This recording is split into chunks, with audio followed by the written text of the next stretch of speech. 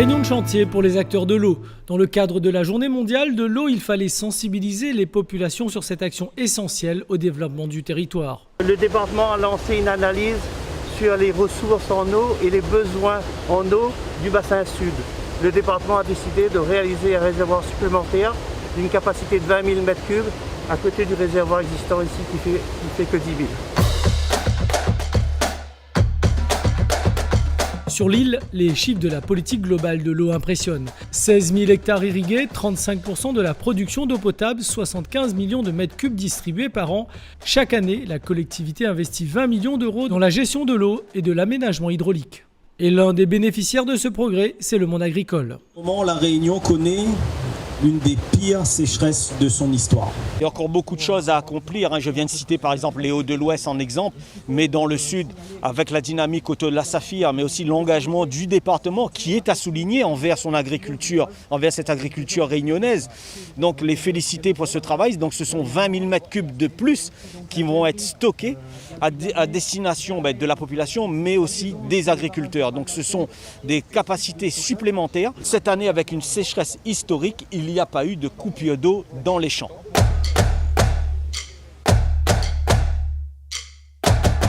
Sur le papier comme sur le terrain, la construction de ce réservoir à ciel ouvert en béton armé de 20 000 m3 est phénoménale. Il complétera celui de 10 000 m3, un réseau interconnecté dans une dynamique de hub. C'est vraiment un hub parce qu'on a à la fois des infrastructures départementales, donc l'eau dérivée depuis le barrage du Bras de la Plaine. On a effectivement les infrastructures de la Civis, donc avec une station de potabilisation en cours de construction qui va desservir l'ensemble de la ville de Saint-Pierre. On a également un refoulement d'eau vers la Casse Sud. Donc cette eau qui est ici stockée et collectée est destinée au final à l'ensemble des intercommunalités pour les besoins en eau potable, l'intercommunalité du Sud, mais également pour l'ensemble du monde agricole. Il faut savoir qu'une partie de l'eau qui est stockée ici part effectivement en direction de la zone basse au niveau de la ravine des Cabris Bois d'Olive pour être turbinée, pour produire de l'énergie renouvelable avant d'être redélivrée au niveau de la zone agricole basse, au niveau de Pierrefonds. Donc pour faire en sorte que eau agricole, eau potable et production d'énergie renouvelable soient au final une problématique un peu globale. C'est ce qu'on appelle aussi la gestion globale de l'eau au département. Une vision intégrée de l'eau car nous ne faisons qu'emprunter cette ressource, ce patrimoine naturel. Il y a forcément une vision patrimoniale de la ressource en eau, d'une façon générale. L'eau, comme tout le monde le sait maintenant, c'est un cycle. On est bien sur cette notion d'emprunt que les générations actuelles font aux générations futures. Ces ouvrages, livrés en début d'année prochaine, auront coûté 9 millions d'euros. Une manière de sécuriser la ressource et ainsi de voir l'avenir de ces terres du Sud avec optimisme.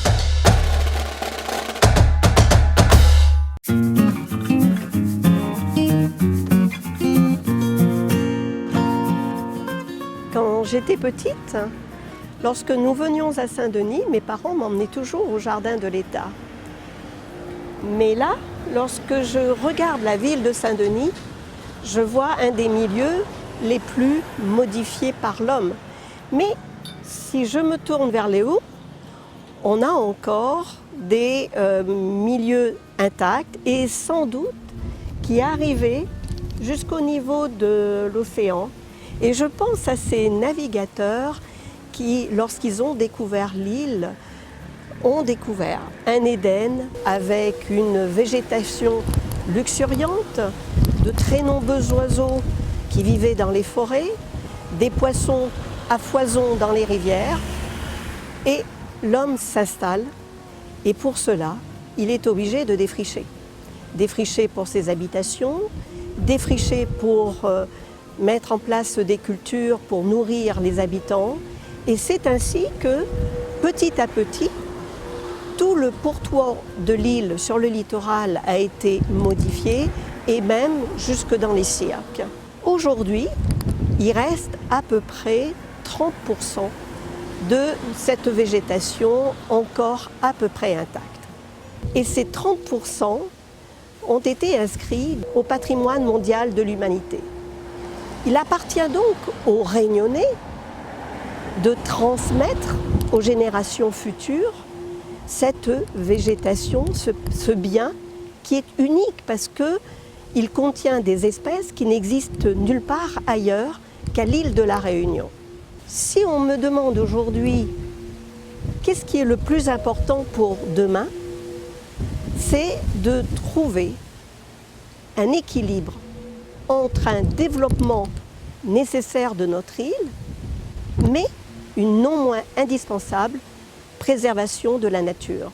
Et c'est à nous, Réunionnais, de trouver cette balance.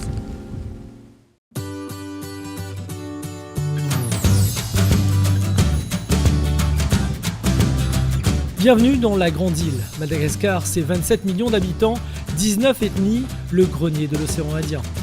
Depuis plus de 12 ans, le département de la Réunion est engagé dans le rayonnement de la francophonie à travers ses visages.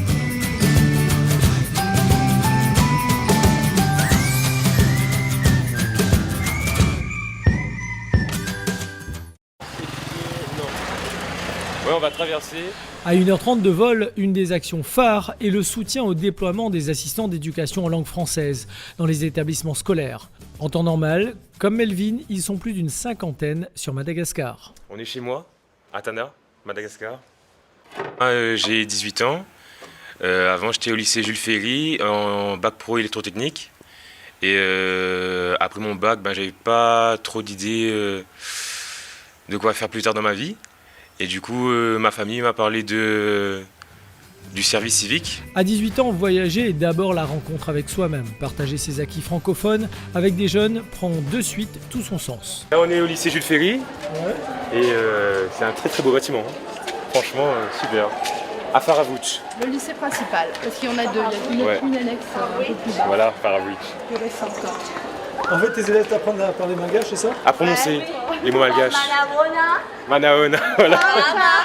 Voilà. Bonjour, au revoir, enfin à la base. Mon boulot, c'est animateur en langue française. En tout, on a 26 classes. Et ça se passe super bien. Je dois faire parler les élèves en français. Bon, je ne sais pas si ça a quelque chose à voir avec notre culture insulaire, mais on n'a pas eu trop de problèmes. Il y a une différence énorme parce qu'ils participent déjà beaucoup plus. Ils ont moins peur à parler.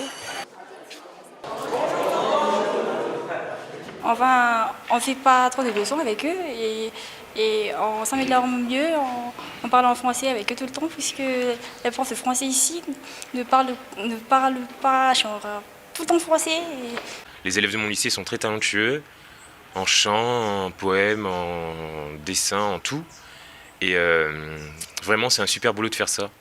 J'adore faire ça. Cette expérience a clairement changé ces jeunes volontaires internationaux. Pour quelqu'un de 18 ans, c'est sûr que partir à l'étranger, surtout à Madagascar, travailler à Madagascar, c'est compliqué, mais bon, après on s'habitue, on est jeune et on s'habitue à tout.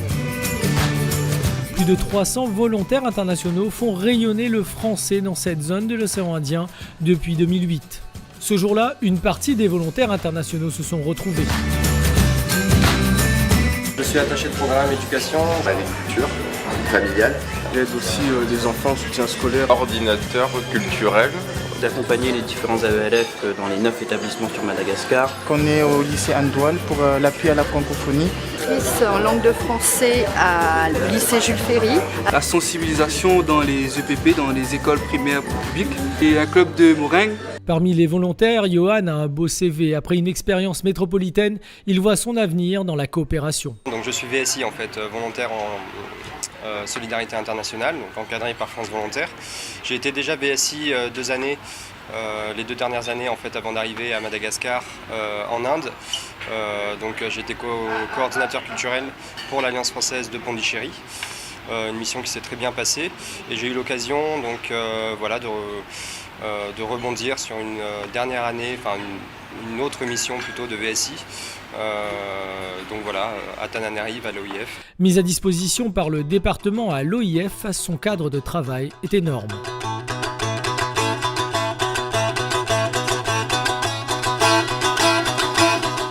D'abord noter sa capacité rapide à s'intégrer, ça c'est exceptionnel.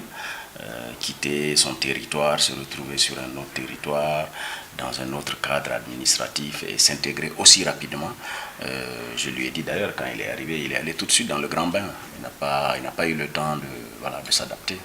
Donc c'est une bonne chose. Non, on est très content. C'est justement parce que je suis réunionnais que j'ai pu partir en mobilité, notamment encadré par le département aujourd'hui, qui encadre ce type de mission, ce type de mobilité internationale de cette zone océan Indien en fait, qui est en plein développement économique, culturel. Et il y a énormément de choses à faire en fait, dans cette zone. Et La Réunion a sa carte à jouer et les Réunionnais ont leur carte à jouer aussi en fait. Le ministère de l'Europe et celui des Affaires étrangères ont reconnu ces actions. Un accord cadre sur la promotion du français, la diversité linguistique et culturelle et l'augmentation des échanges a été signé le 28 juillet 2020 avec l'OIF, l'Organisation internationale de la francophonie et le département de La Réunion. La francophonie est un enjeu pour nous tous. Et ce n'est pas seulement un ensemble de projets que la COI peut porter, la COI dont la langue d'usage est le français, avec l'Organisation de la francophonie, avec l'Agence universelle de la francophonie, avec les universités de la région, avec nous. C'est l'exemple du conseil départemental de La Réunion qui s'est vraiment mobilisé pour la francophonie dans des pays de la zone, aux Seychelles, à Madagascar. Il faut aider ces pays à rester francophones. Leur jeunesse est très nombreuse, leur démographie est dynamique. Il faut, comme le fait le conseil départemental, former des enseignants qui vont aller dans des villages. L'État ou l'Organisation de la francophonie ne peuvent pas tout à eux seuls. La collectivité départementale est ainsi résolument engagée dans le rayonnement de la francophonie. Prochainement, c'est Marine qui rejoindra Johan à l'OIF à Madagascar en tant que chargée de communication. Pour moi, c'est une occasion d'aller un peu à l'aventure, de découvrir les populations qui sont proches de nous. Et au-delà des populations qui sont proches de nous, c'est aussi des populations dont on descend, en fait. Et donc, en fait, la coopération, pour moi, c'est un peu l'avenir. Et c'est de penser, en fait, cette coopération proche de nous et cette coopération au service de l'Indian Océanie et au service de la France et des Réunionnais. En proximité avec les pays anglophones et lusophones de l'Afrique australe, orientale et de l'Inde, La Réunion, département français dans l'océan Indien, déploie ses visages, une sentinelle pour la francophonie. Mais ouais, franchement, c'est une expérience à vivre. Franchement, c'est super de vivre ça. Franchement.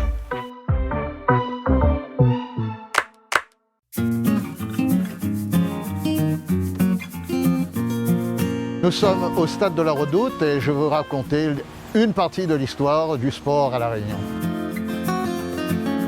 En 1940-1946, c'était un hippodrome. La piste allait jusqu'au monument des Anglais. C'était l'après-guerre. Mais enfin, ça venait surtout de l'île Maurice, puisque c'est les Anglais qui ont amené l'escrime à La Réunion, la boxe et compagnie.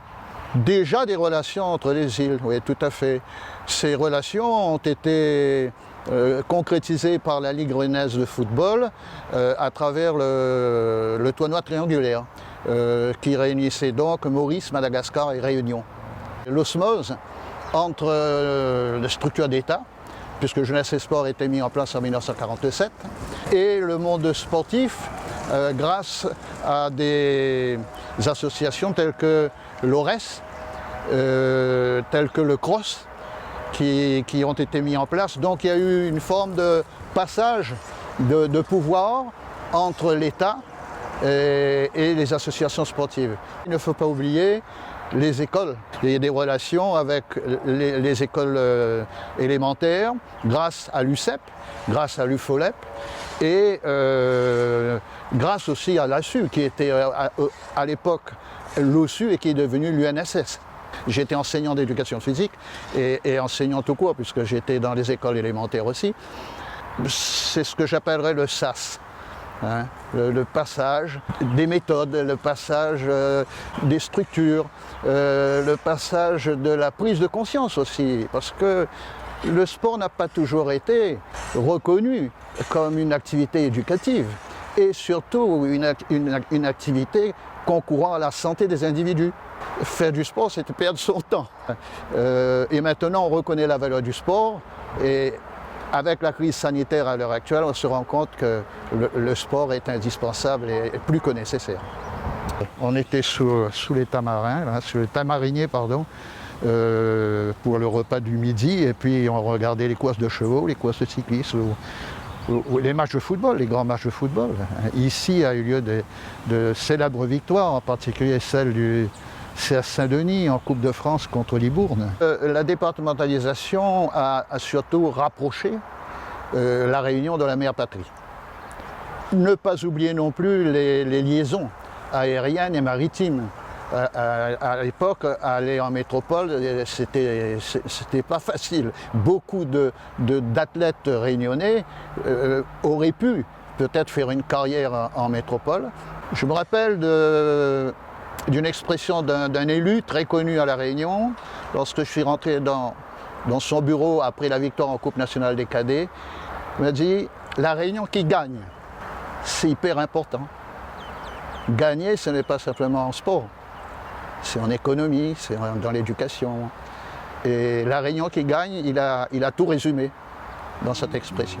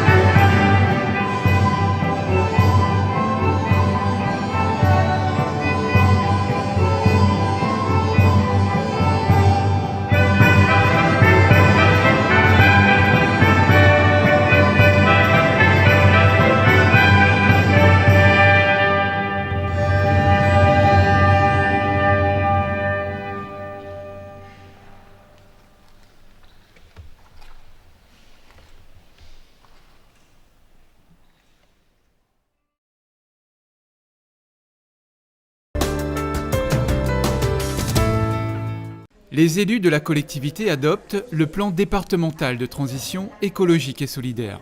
Un plan qui fixe les grandes orientations du département pour préserver notre environnement et ses engagements pris pour faire évoluer la société réunionnaise. Un plan de transition qui s'est construit autour d'une grande concertation citoyenne. L'objectif de ce plan est de démontrer que le changement est possible aujourd'hui, donc ensemble.